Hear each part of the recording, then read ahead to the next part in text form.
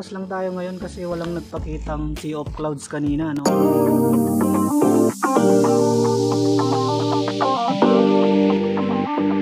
Good morning guys, welcome po sa ating panibago na namang vlogs. At ngayong araw, atin naman bibisitahin itong Dupax del Norte, Sea of Clouds, dito sa probinsya ng Nueva Vizcaya. Tara, sama kayo sa vlog ko.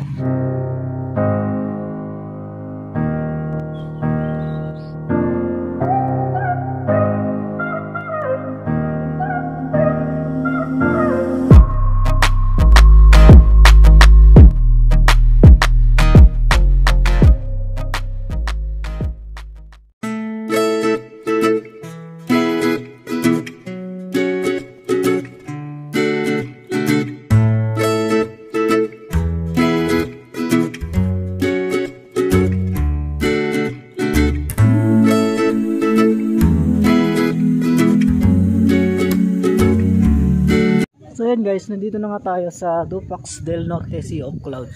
So di siya gano'n nagpakita guys, pangit ka banding. Kung timing tayo pumunta, wala siyang Sea of Clouds sa ngayon.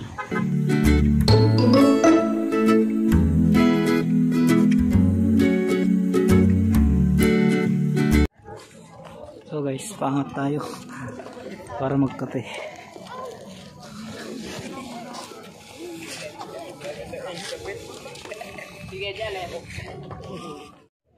So yun guys, tambay muna tayo dito para magkape.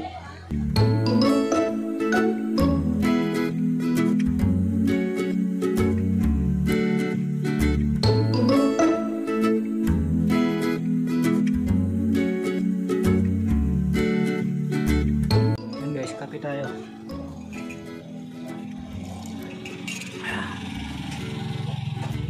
Magkape. Tapos yung ganyang view.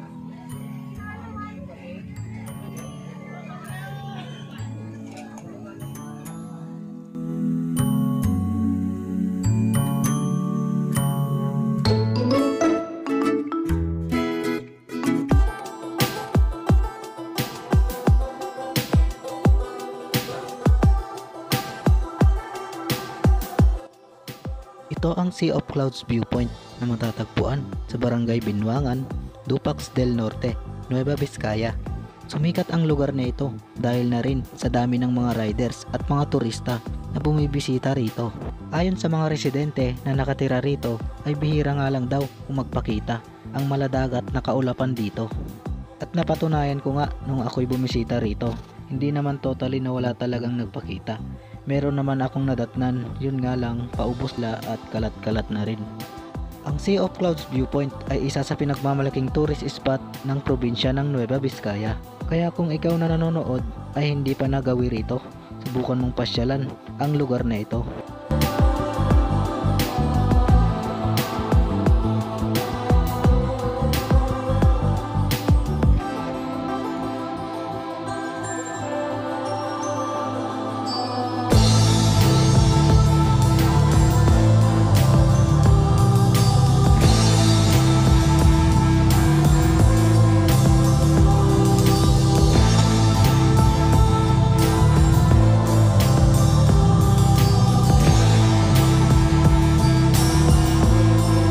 Alright guys, nandito tayo ngayon dito sa pinakamataas na viewpoint.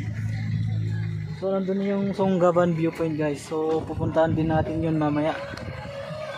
Sa ngayon, in-experience lang muna natin itong viewpoint dito sa taas para remembrance na rin. Nandito na rin lang tayo, kaya subukan na rin natin puntahan.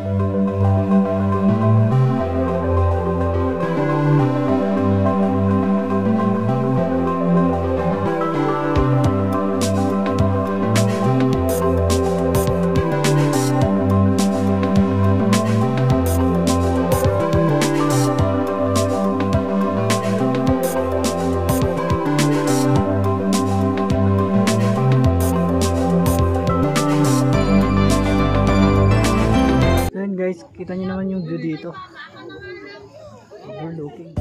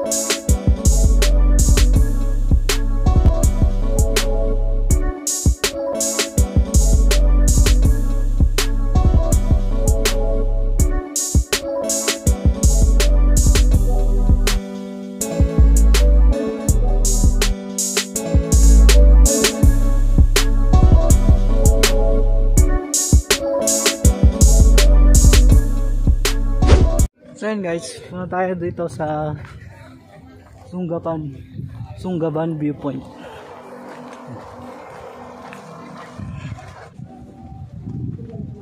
Ayan guys, dito tayo sa Sunggaban Viewpoint. So ayan guys, tatambay muna tayo dito sa Sunggaban Viewpoint. Hindi tayo makapag-drone shot, maambon.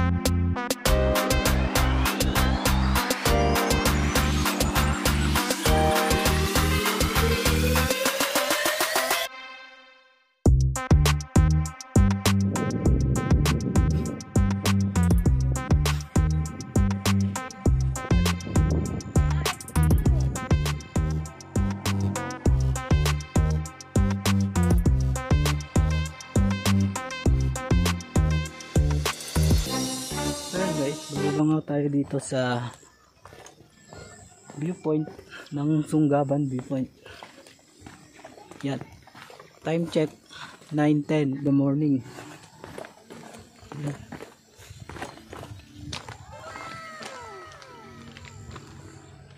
Ganda lang.